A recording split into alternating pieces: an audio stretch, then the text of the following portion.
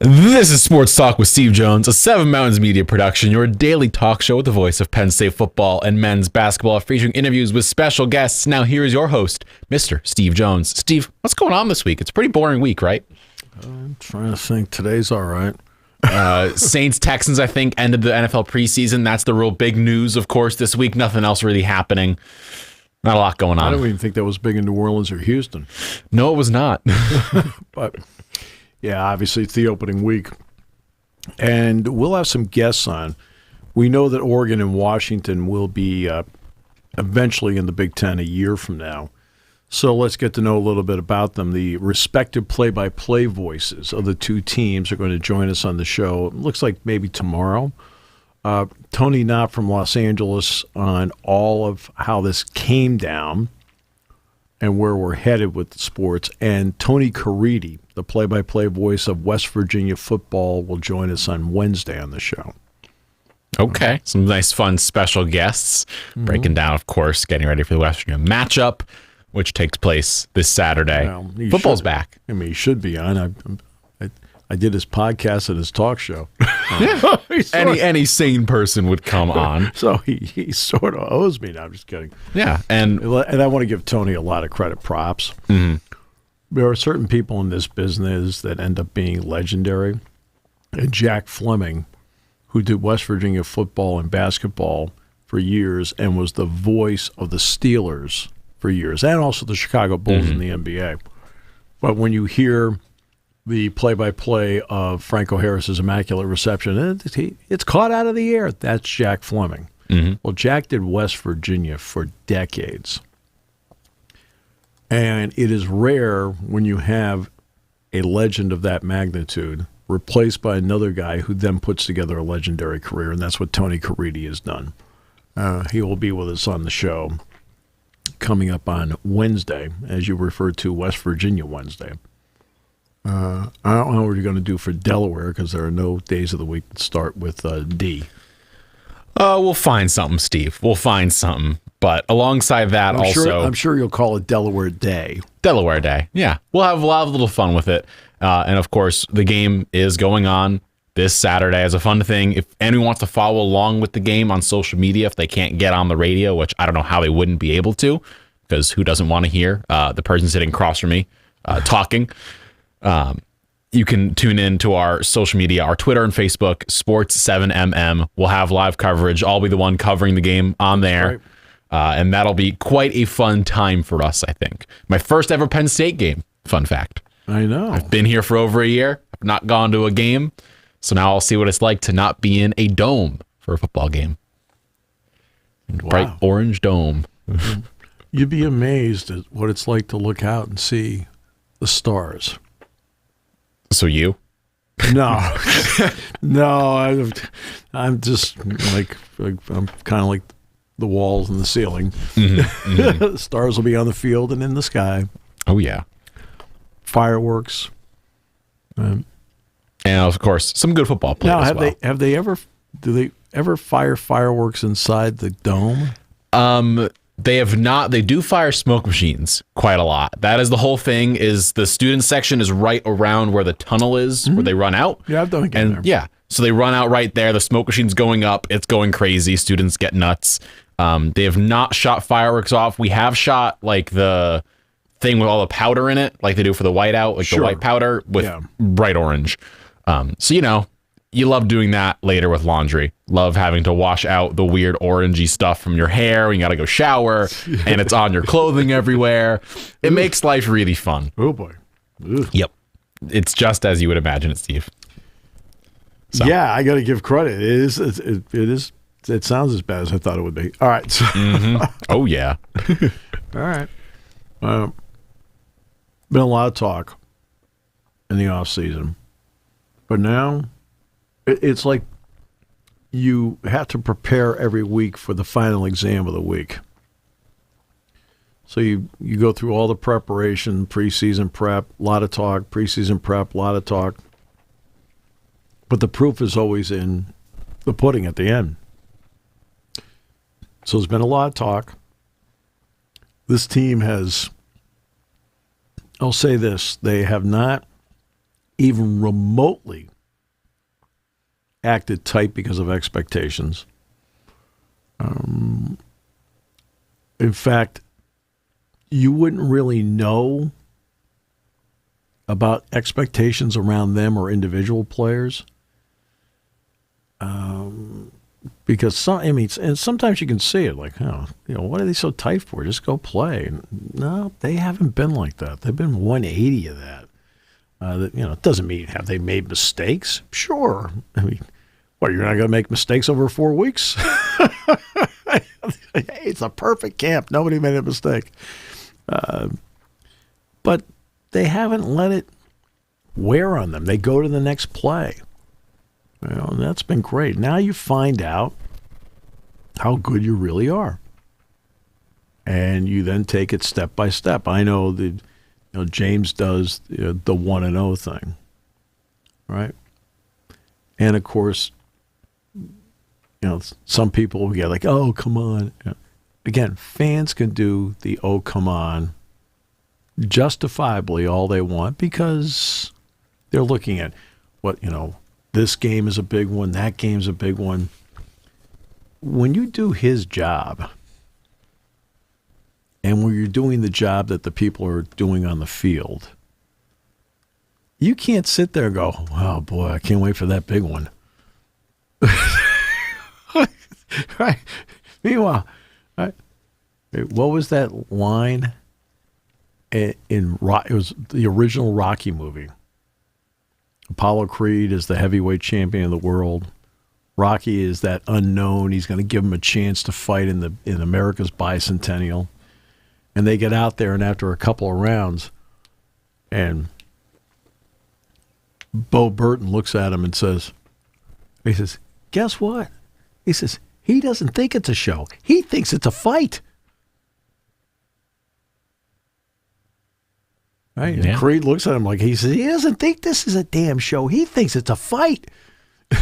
Mm-hmm. Well, guess what? That's why you approach 1-0, because every single week the other guy thinks it's a fight. They don't think it's a show. This is a bar fight. Yeah. We're getting down and dirty today. Right? I mean, this is the biggest game on West Virginia's schedule. This is the biggest game on Delaware's schedule. This is the biggest game on Illinois' schedule. I mean, you start going through, it doesn't matter if you're playing Michigan, Ohio State, or West Virginia, or Delaware. It's the biggest game on their schedule. This is the game right in the dead center of that target. Right. Every single team is saying, we want Penn State. Everybody's been pointing to you in one form or another. Well, that's how you have to approach it, and you go from there. You're going to get the best out of them. And UMass, by the way, to their credit, won the other night in New Mexico State. All right, well, you don't think that Don Brown's not going to come in here it's the biggest game on UMass's schedule? It might be the biggest game he's ever coached at UMass in both of his tenures. Mm-hmm. Right? You're like, oh, God, UMass. I get to oh, come on, you. But you have to approach it that way. Yeah. I'm talking about what the team's approach is. I'm not worried in any way, shape, or form about your approach. No. Yeah, okay. So they go, I hope the fans take this seriously. You're not playing. If you're not on the field, doesn't matter. They're playing. Mm-hmm. Right? They have to take. That's why the 1-0 thing is so important. The 1-0 is not designed for Ohio State or Michigan. The 1-0 is designed that every single week is the only one you can take care of. And as I pointed out in my job, I can relate to it because I'm not sitting there getting ready for the next game. I'm getting ready for this game. Now, did I do a lot of off-season work on everybody so I have basics? But when it comes to the week of the game, there's only one game. I can't do the other games. Can't. Mm-hmm. Well, that's the same thing for them. That's why they talk about 1-0. Take the 3.5 to 4 hours you're out there seriously. Now, it's going to be interesting to see how the rules play out. How so? Well, college football normally is about, between the two teams, special teams and everything, is about 180 plays. Okay. That's between the two teams. And, the NFL is about 150 to 153. I was talking to one of the Big Ten officials, and he thought maybe this might reduce the game by 7-8 plays. All right, on offense. So that'd be like 16 plays overall. So it'd be both. So let's say 14 plays, 7 for each offense. And about 160, 165 compared to what it is now. What does that do then for a sense of urgency? The clock will not stop on a first down. It will just keep running until you get to the final 2 minutes. You get to the final 2 minutes, then we revert back to the rules that they have played by since it appears the beginning of time. Which, respectfully, it makes sense. Well, it's what I always. But on the show, and you try to talk about things, and I swear they forget you talked about it. So you have to remind everybody. Mm-hmm. I've talked about this for years. Hey, why don't you run the clock, right? Shorten the game, and until you get to the final 2 minutes. And they ended up doing what we talked about. They listen to you, Steve. No, but you have again. You're trying to be forward thinking on items. That's why you talk about it. And length of game has been an issue. So in terms of brainstorming on the air about how can you get around this, one of them was stopping the clock on first downs, but maintain the integrity of it, of the old rules too, by the last 2 minutes. They ended up doing that. I'm still a proponent of shortening halftime. I know I don't want to hear from the blue band world, okay? Because the blue band would not have a minute cut out for what they were doing, right? There's a lot of dead time in between the time they're done and the time the teams get out there, right? The NFL halftime is 12 minutes. I'm not saying 12 minutes, but 20's too long. 15 maybe. Right? 15 minutes. Fine. You can knock 5 minutes off right there. And people want to get back to the game anyway. I know people want to hit the bathrooms and the concession stands at halftime. The Blue Band does a great job. I'm not going to sit here and critique the Blue Band because, with all due respect, so people understand, it was the same thing when people asked me about the public address announcing situation. Mm-hmm. I said, I could not tell you in a million years if he was any good. Only because I'm talking when he's talking. He was talking, or Jack is talking when he was talking. Well, the same thing with the Blue Band. When they're playing, I'm doing the halftime show, so they're kind of in the background, like, "Hey, you sound good." Yeah. It's like, so I'm not, I'm not locked in and paying attention.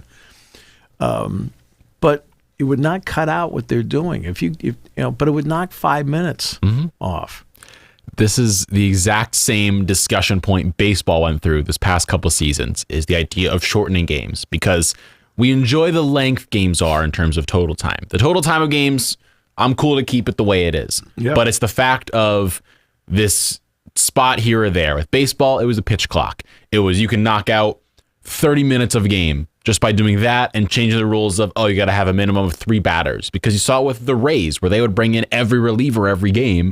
They'd each pitch one batter and knock themselves out. Those games would go for 4 hours. Yeah, I don't like the 3 batter rule, though. I don't like the 3 batter rule, but the idea they were like, But I know what you mean. I know where you're going. They were taking steps to shorten games because they saw shorter games will help us with viewership, with retention, keeping people entertained, and just the overall flow of it. And for me, the big one, as you've said already, is the idea of getting rid of the whole stopping a clock at a first down. Right. Because it would stop and it would be like 30 seconds into a half. It would stop. First play, first down, it would just stop. And you're like, what?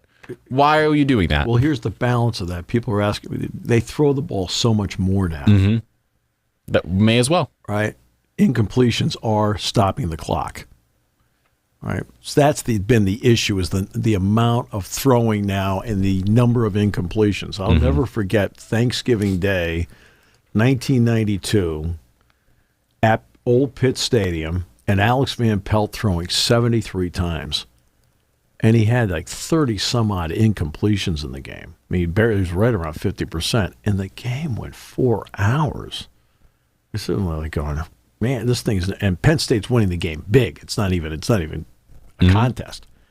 And I thought, golly, because of all the incompletions. Now, in 1992, they weren't throwing as often as they throw now. but the point still stands. Did you see the quote of the day? Oh, boy. There's a lot of quotes, Steve. Okay.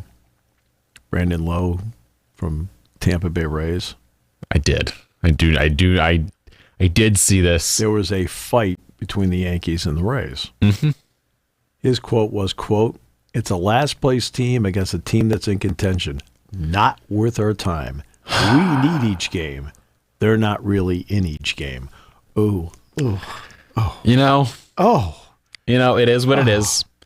So true. Okay, so Well, I have a quick question for you. Yeah. So as someone who, of course, this is my first year covering Penn State, being involved and around it, yeah. I just have some questions. Throughout the season, I'm going to ask you some fun stuff here or there, just to get to know you, the Penn State broadcast, and also Happy Valley on game day as a whole, kind of to learn a little bit more.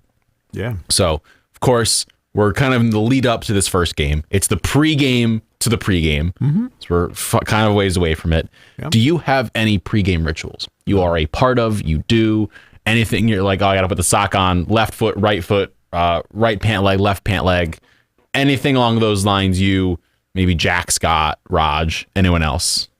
Raj may. I don't know. I can tell you right now, Jack and I don't. Oh, he's zero. Just go into a game cold, go for it. You obviously have done your prep already. You got all that set, but you just... Yeah, I drive over when I think it's the right time to get there. You know, I know that we have to record a segment for the pregame show that leads into the James Franklin recorded segment. That it's usually 2 to 3 minutes. So I have to make sure that I'm in the booth at least, within an hour before airtime, because they go up in the satellite an hour before airtime. So in that area there, I have to record it. And walk down and, do the pregame show. And Okay. And no, I don't really. Not a ritual guy. No, there's no. No. That's why I always laugh. I was kidding yesterday. I was doing the Spikes broadcast, and they were talking about, I guess Carl Ravitch said something before the walk-off home run for California. Mm-hmm. And somebody said, "Oh, the announcer's jinx." I said, "There's no such thing as the announcer's jinx. That's for idiots." I said, "What do you think? We are up here." I said, "If you walk around the chair counterclockwise before he's at the plate, that's good." Yeah. I said, "It's going to be the same result regardless of what you say or what you do." Right? So that doesn't, that stuff like that, I don't think about that stuff because I know most of this stuff is ridiculous. Mm-hmm. So I'm not really into ridiculous. I don't have time for ridiculous. I do have a question about broadcast, though. So Mr. Bob Costas was talking, I forget with who, about his 95 Atlanta Braves call. Mm-hmm. He was discussing how if he could have gone back, he would have changed it. Sure. He would have done something different. Sure. Have you ever had a call where you've done it in the moment and then like 5 seconds later after it's done, you thought, oh, I had something better for that? Because this is intriguing to me, is that like a lot of the time, a lot of this is just off the cuff, you're going for it. And he said, if I would have said Atlanta at last, and that would have been it. Well, okay, so I'll do that in 2 parts. Number one, I never pre-plan anything I'm going to say. Because I feel like it comes out canned and rehearsed. You should say it within the moment and what the emotion and what the words happen to be at the moment. And that includes history. In other words, and I'll give you a couple of examples in a moment. So you don't pre-plan it. You just do it in the moment. My theory has always been that it's A, natural, and B, if it's everybody remembers the moment. If it's really a great call and maybe you enhance the moment, everybody goes, hey, that was great, whatever. But the moment still stands out as the moment. As I say all the time, it's the coaches and the players that do all the hard work. They do all the hard work out there. They're the ones fighting. They're the ones sweating. They're the ones running. We just have the privilege of telling everybody how great they are on that particular day. Okay? And so that's how I've always approached it. Joe Buck's father, the great legendary Jack Buck, when Mark McGwire hit his 61st home run, to tie Roger Maris's record in 1998. He said that one is headed toward Planet Maris, right? And it came off as canned, and he, the next day, said, I planned it out, I thought about it, and he said, that's one of the biggest mistakes of my career. All right? He says, I'm never going to do that again. He says, the only time in my career I did do it. Right? Like when Ozzie Smith hit the home run for the Cardinals against the Giants in the playoffs, he said, go crazy, St. Louis. Now that's natural. Right? And so he was the first one to recognize that. That's why you don't do it. I'm sure what Bob Costa said in the moment was perfectly fine. You think Atlanta Braves fans are going, oh, boy, got enough on that one, right? They're like going, we won. We finally won. Right? It's like, so that's all they care about is you win. So if you say it in the moment,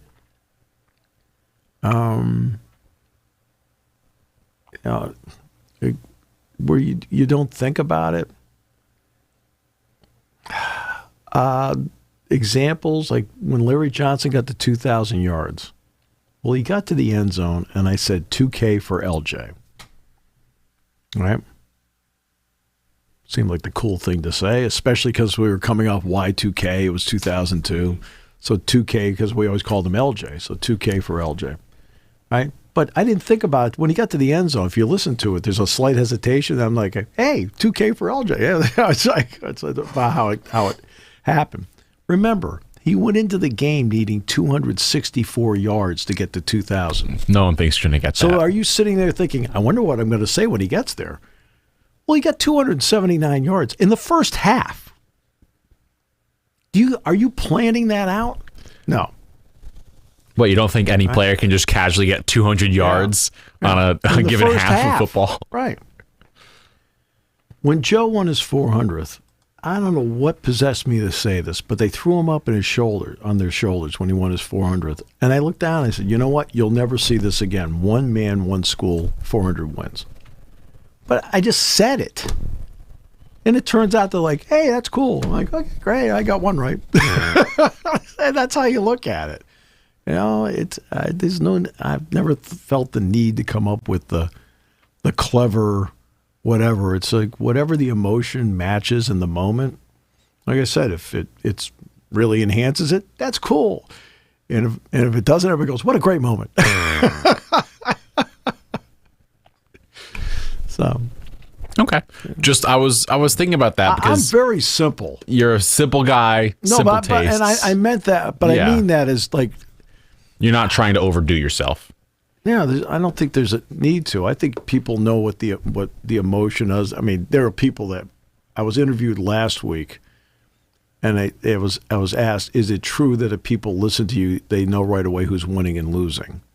And I said, "I don't know." I said that could very well be true.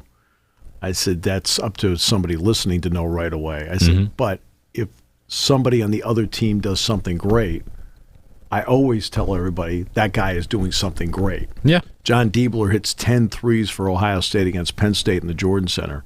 What, you don't think I was sitting there? He said, what an incredible performance it was? Because it was.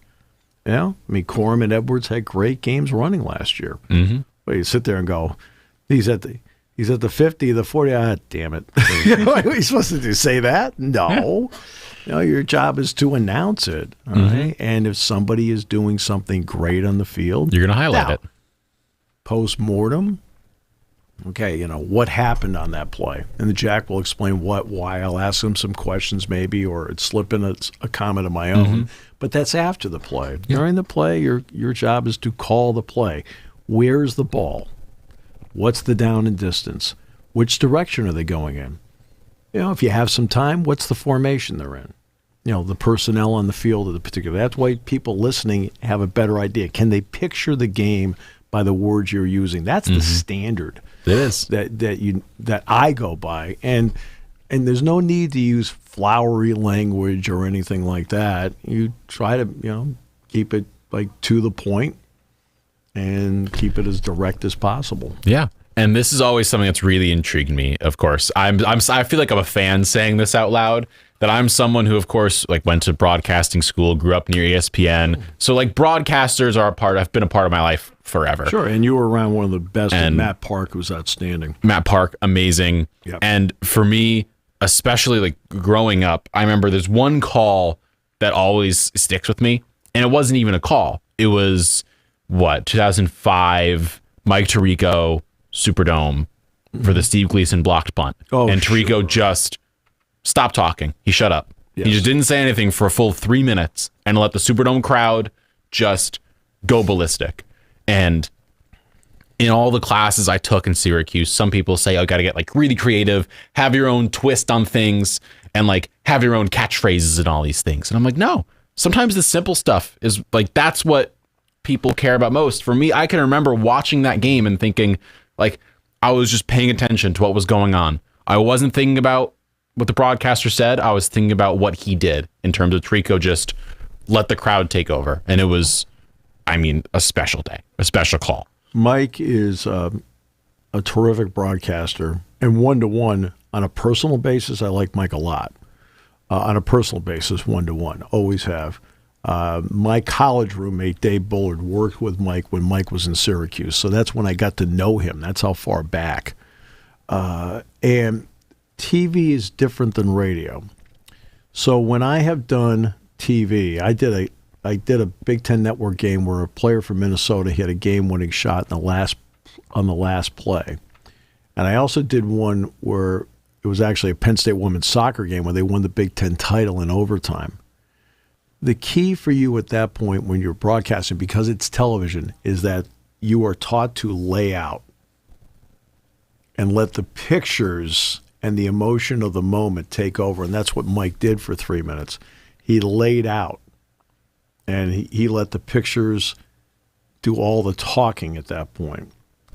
Radio, you need to say something because having the yelling and the screaming and everything like that, you can do that for several seconds, but at some point you need to then start filling in. So when Hank Aaron hit his 715th home run, Vin Scully was doing the game on radio for the Dodgers network. So Kurt Gowdy did it on TV, and Kurt Gowdy lays out.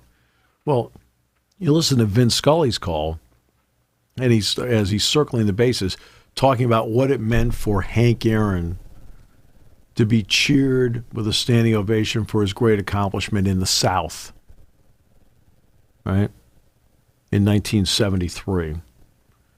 Because you have to do that. You're on radio. Like Kurt Gowdy could lay out as Aaron circled the bases, two fans ran out the garage.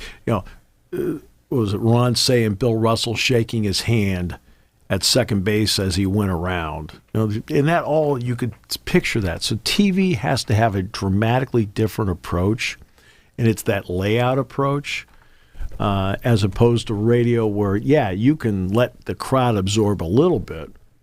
But even in baseball, right, even if it's between pitches, you'll hear the crowd murmur, murmur. But at some point, you have to say something. Mm-hmm. Words have to come out at some point. Right. So, I mean, there's two different approaches. And TV, because of the pictures, gives you a bonus. Right. But you also have to have a discipline in TV to understand time to lay out. Where you don't have to be told by the producer or the director. The producer's the one that talks to the announcers. You don't have to have the producer to say, lay out. You know at that point, boom, lay out. All right? And, I'll never forget working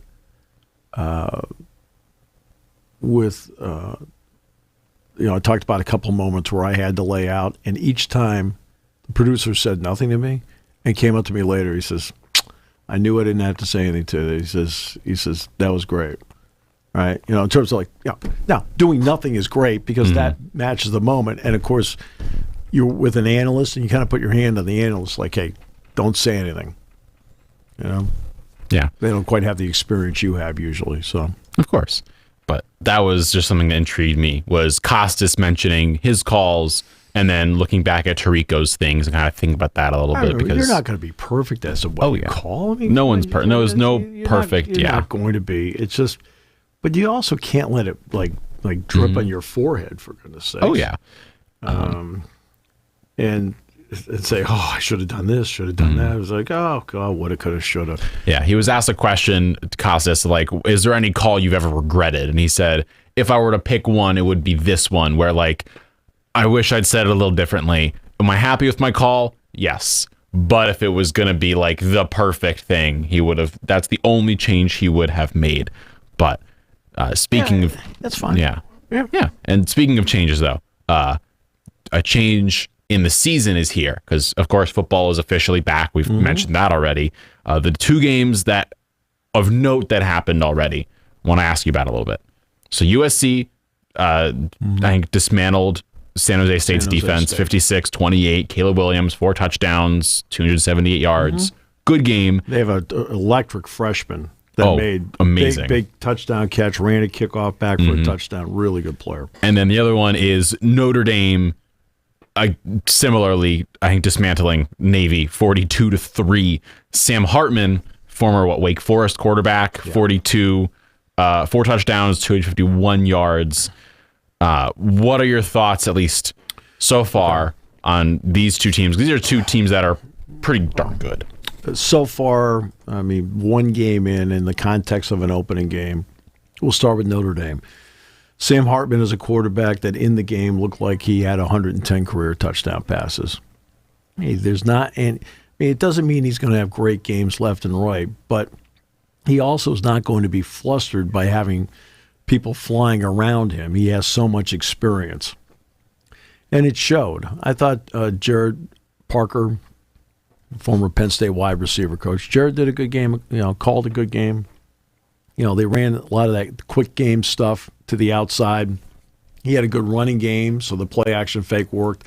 Thought the best throw he made all day was it the second touchdown where he threw it down the middle on a post. The Navy defender had terrific coverage. Okay, he did nothing wrong, but Hartman delivered it beautifully in stride, in really about the only place it could be completed, and that was a terrific throw by him. So they have been aching for a quarterback at Notre Dame really since Brady Quinn, and everybody knew when they brought him in, he had the capability of being like that. When you're a longtime starter like he has been, it does make a difference because I felt that that's what turned everything for Wisconsin in the right direction was the 1 year they brought in Russell Wilson. And Russell had been a 3-year starter at NC State. And I always tell the story about going into that season of 2011. The voting was a little bit different back then. As now you have to pick 5 on each side of each division as to your players of influence. Then we had to pick a preseason player of the year, and I picked Russell Wilson. And I remember with Ron Vanderlinde, and Ron, Wayne Sebastianelli, and I were up to Scranton, and the 3 of us were going to speak. And we were just talking about it, and I had just voted. And Ron said, who'd you vote for? I said, well, I said, I voted for this player, this player, this player. I said, and then we had to name a player of the year. I said, who'd you vote for? I said, Russell Wilson. He goes, Russell Wilson? I said, Ron, what other quarterback in the Big Ten has 103 career touchdown passes? He looked at me and goes, that's a good point. All right? And then they ended up, obviously, winning the division and, the whole thing. Now, in the postseason, I voted for him again. But Monte Ball, the running back, was the one that got the award. And Ball's a really good player, so it's not, that's no big deal. But that's what I see with Hartman. That kind of experience, been around the block. The game's not going to be too fast for him. For the most part, for the most part, not perfectly, he sees the field really well. Navy's not very good, which is they only won 4 games last year. You don't make a coaching change unless the program is stumbling. It's very rare, like, hey, I'm retiring and Jimbo Fisher's taking over, like at Florida State. And they made the move because they were a 4-win team, and they've been struggling. And Notre Dame's defense played well, but I'm not surprised because if you're going to play Navy, you should get them in the first game like that instead of midseason where you're going to make some adjustments as to how you play them on the fly.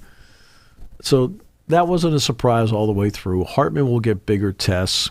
You would think that you'll get a better read on where he is and where Notre Dame is when they play NC State in week 3.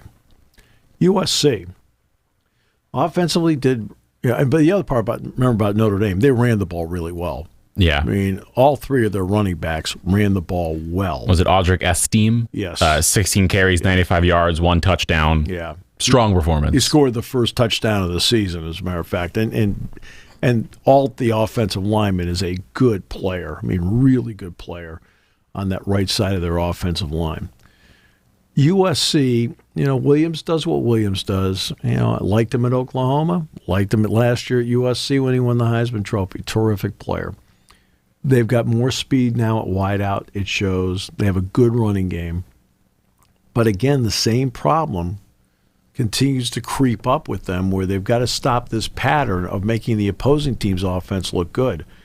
Last year, when it looked like Penn State was going to go to the Rose Bowl and we knew it was going to be the winner, it could be the winner of USC and Utah. Now, the USC, if they won, they may have gone to the college football playoff. Okay. But I kept saying, leading into the game, I said, USC's defense is interesting. They will point to the plus 20 whatever giveaway takeaway, which is huge. I mean, that's huge. Giveaway takeaway is such a determining factor. Mm-hmm. There's no getting around. So I do not in any way, shape, or form want to downplay the thievery of the USC defense because they got takeaways last year. And the USC offense, by the way, didn't turn the ball over that often. So I don't know, what were they, plus 20-something last year? Something like plus that. Plus 26, 27, some wild number, 24 maybe. All right? And that was a big deal. But then when you watch them play, if it wasn't for that element, everything else, if the opposing team could take care of the ball, they could move the ball. If the opposing team could take care of the ball, they could score. So I watched a little bit of that game on Pac-12 Network the other night. And number one, the quarterback for San Jose State had a lot of time to throw, and they moved. I mean, they were moving the football when I watched them. I thought, man. And this is not a scheme thing. Alex Grinch knows how to coach defense. All right? But their players aren't in the right position a lot of times. And they don't get enough pressure. And again, San Jose State, Brendan's a good coach. I mean, right? But, I'm watching if you actually watch the game, you'd sit back and go, it looks the same as last year. And again, they were able to get some takeaways. And you need that. Mm-hmm. Hey, let's face it. That will make a big deal every game on our broadcast about giveaway takeaway. It means so much. Big plays, turnover differential. Right? And they'll get plenty of big plays with their offense. They're going to win that stat almost every time. Mm-hmm. They're probably going to win the giveaway takeaway thing almost every time. But then you watch them play, and if the opposing team can keep the ball, the issue is they can move the ball. Yeah. I mean, their San Jose State's main running back, Quali Conley, for the game, of course, had one 57-yard dash, but 6 carries, 108 yards. Mm-hmm. Of course, they passed the ball 39 times, which I don't get. You're behind. You got to go for it. Yeah, but you're behind. I mean, so you're going to throw the ball a lot more. You're behind. And actually, I'm okay with watching San Jose State's quarterback. I watched this. He's not a bad player. Yeah, but like overall, they ran the ball pretty well. 27 rushes, 198 yards. It's a pretty good overall day for them as a unit. And in total, USC, as you said, they didn't get pressure. They had 1 total combined sack. Right. 1 sack for the game. San Jose State had 2.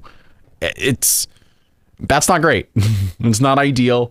I remember going to Syracuse games and seeing 3 sacks on a possession and being like, that's insane. Sure.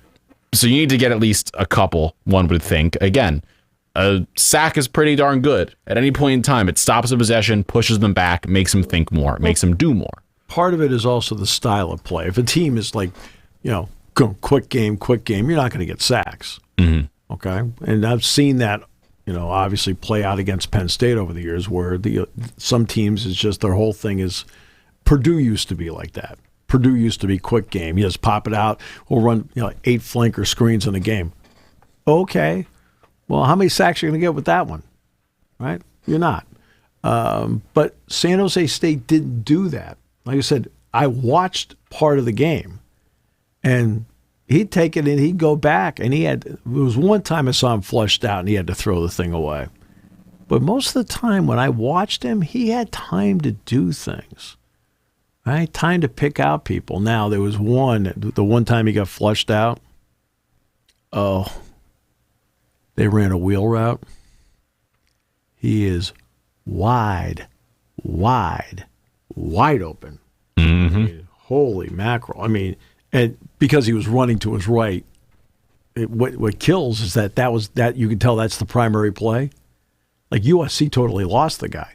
And he's run out. Now he's flushed out and he's running, and you don't want him throwing it back against his body to get the thing.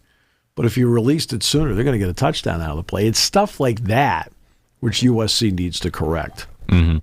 But overall, as you said, they won the offensive game, and it helps that that freshman you mentioned earlier, Zachariah Branch. He is really good. 4 receptions, 58 yards, 1 touchdown, but also casually added a 60-yard kick return touchdown. He's electric. He's a bolt of lightning, number 1 for them on offense.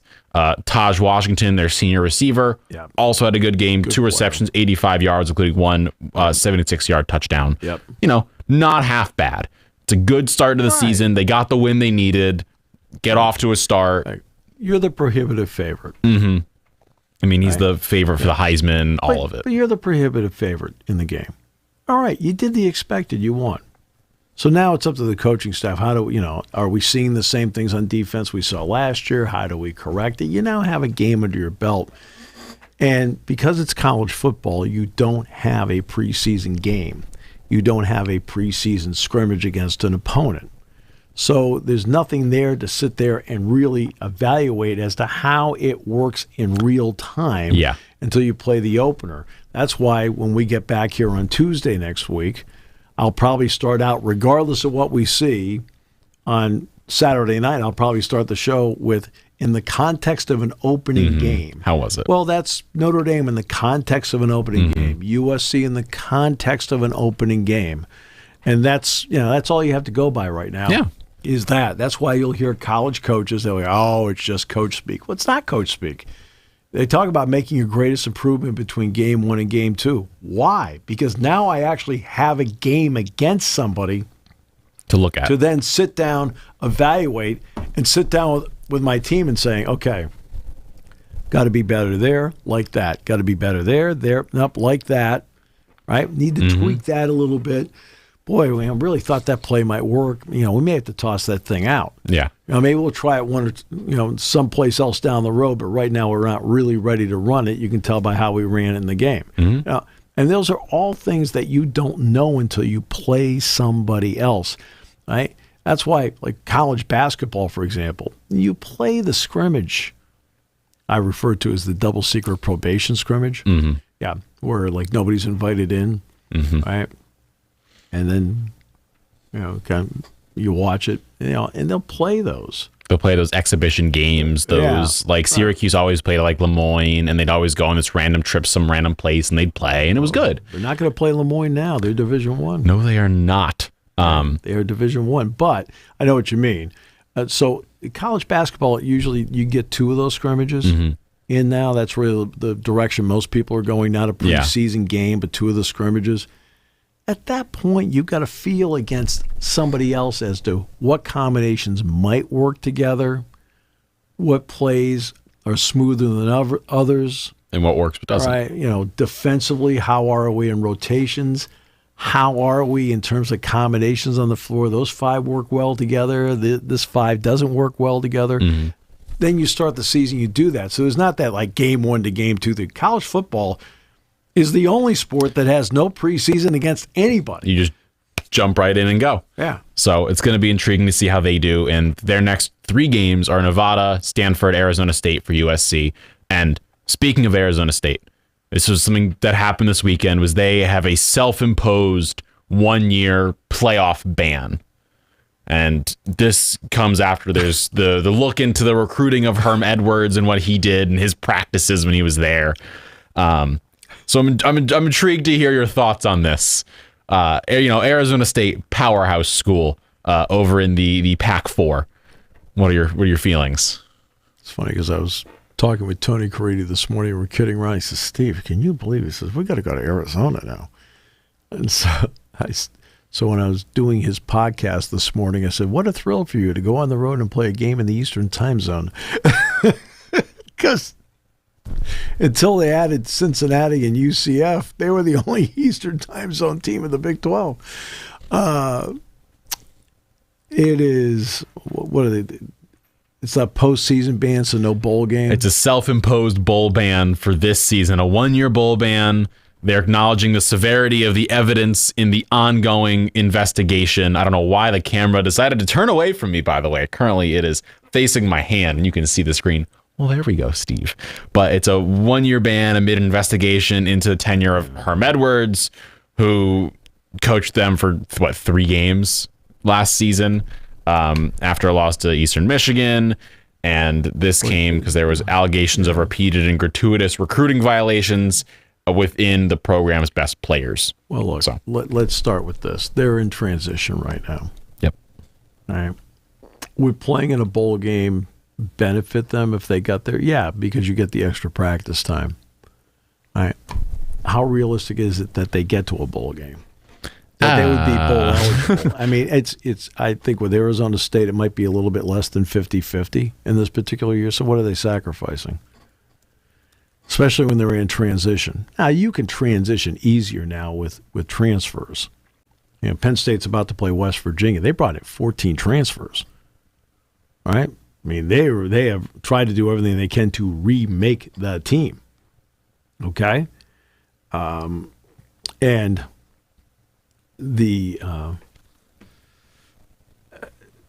but you're realistically, if you're going to do it, just do it now, get it out of the way, and do what you can. What they're doing is by self-imposing, it's their way of telling the NCAA, we did this, that's enough, right? Mm-hmm. Their last bowl game was back 2021. They were in the Las Vegas Bowl where they ended up losing. They had made in 4 point. Was Wisconsin they lost to? It was. If this would like to load up, it was trying to find out for you, Steve. It was Wisconsin 20-13. Braylon Allen was the MVP of the game. You act like I don't know what I'm talking about. You know your stuff. What's wrong? What's wrong with you? Who in the heck would know who played in the Las Vegas Bowl? All right, who played in the Camping World Bowl in 2019, Steve? This is what I tell Pat Kraft all the time. I'll say something, and he'll look at me, and I'll say, it's an illness. Mm-hmm. He goes, you darn right it is. Hey, if you want to know who played in the Camping World Bowl 2019, Steve? Like Tony Petitti, the Big Ten commissioner, comes up to me, he says, Steve, this is always one of my all-time favorite plays, and he says, I'm looking at it, and all I saw was the graininess of it. And I saw Tom Schumann, and he's about to hit. I said, is this the Chuck Hurd one-handed catch in the Orange Bowl in 74? And Pat looks over and goes, oh, God. He goes, Tony says, it is, Steve. He's like, and Chuck worked on campus here for a long time. We did a nice feature on him one time on Channel 3 about the catch and what he's done with his life since. But it's an illness. It is an illness. But it's a good one to have for the line of work you're in. Yes. But it's still an illness. It is still an illness. The first step toward recovery is admitting it. But it's really intriguing to see at least Arizona State's, them being like, this is our own ban. We're banning ourselves. NCAA, you don't got to do anything. We got it covered. But this isn't going to work at Michigan. No, it is not. This thing with Harbaugh that's not going to work. The self-imposed 3-game ban is not going to work. They're out for blood with Harbaugh. Well, no, because every step they turn, they've been blocked and blocked and blocked. And to be honest with you, the self-imposed thing, to me, if I'm in Indianapolis, that makes me madder. Oh, you told everybody that we negotiated a 4-year deal. Then when you finally do it yourself, you reduced it to 3? So that's what Arizona State's trying to do. I think they're trying to head them off at the pass, saying, look, we did something proactively, and you're sitting in Indianapolis saying, yeah. Because what's touchy about it, let me tell you what's touchy about it. What's touchy about it is this. All the people that were responsible for this in one form or another are gone. So now you're taking the current group and you're penalizing them for what somebody who left.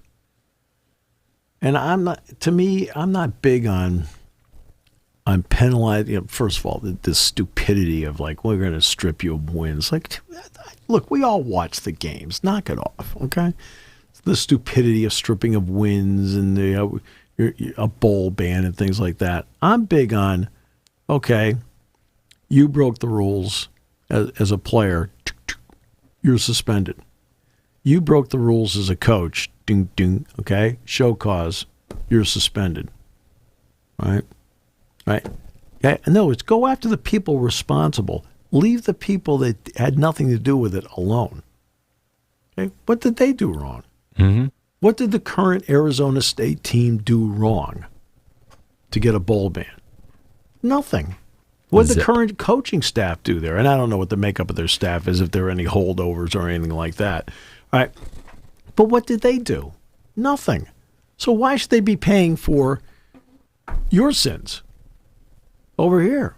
Go after the people who I've said this forever. Always go after the people who are responsible for it and make them pay for it along the way. Don't go after innocent people who have nothing to do with saying, well, this is great. I don't get to go to a bowl game. What did I do wrong?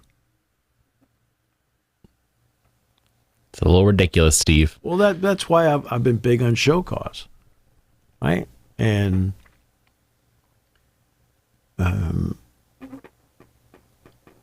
then there's some programs where you sit back and you just know. And you just don't say anything about it. You just know. And they float around. I still go back to the great Jerry Tarkanian line. Oh, boy. The NCAA is so mad at Kentucky basketball, they put Wichita State on probation. I ever tell you the Tarkanian story here? You have. I met Tarkanian when he was at Fresno State at the NIT. They were at the NIT Final Four in 1998. And Minnesota beat Fresno. Penn State beat Georgia, then Minnesota played Minnesota for the NIT title. And then Minnesota had to vacate it because that was the Jan Gangelhoff, like, let's write all the papers for the players. God, your illness is really here, Steve. All right. So I'd met him there. One day, Joe needed me to come up to record something. It wasn't an interview. He needed to record something, so he wanted me to come up to the office, and we were going to record it. So I'm waiting, and all of a sudden, hey, Joe's all set. I'm walking into the office, and the guy walking out is Jerry Tarkanian. I'm like, okay, I have to admit, on the long list of things I thought I would not see, that was one of them. I thought, really? Right? I said, Coach Tarkanian. He goes, hey, I remember you from the NIT. I said, yeah. It's like, yep, I remember you too. Oh, boy. I thought I would never. Now, don't knock down the Christmas lights. I won't knock down the Christmas lights. Don't worry. Where's the plug? Where's the plug? The plug is currently out if you want to go put them in. We'll have a little bit of Christmas festivities. This will make Angela happy. Yeah, it'll make Jerry happy. There you go. How festive is that? I can see him right up. Where is it? Right here. Jerry even has a tree back there. There is a tree right back over here behind me to my right. I mean, Jerry put that up. What the heck? But you can, of course, see that more here Yeah. on Sports Talk with Steve Jones. Yes. It's going to be a very fun, busy week this week. A lot going on. Penn State football being back. We'll discuss that a little bit more, I think, the rest of this week here on Sports Talk. James will have his press conference tomorrow, so there'll be more information out. Plus, he'll talk to the media after Wednesday's practice. A lot to chat about, a lot to discuss. But, of course, thanks for tuning in to Sports Talk with Steve Jones, a Seven Mountains Media production. Check back daily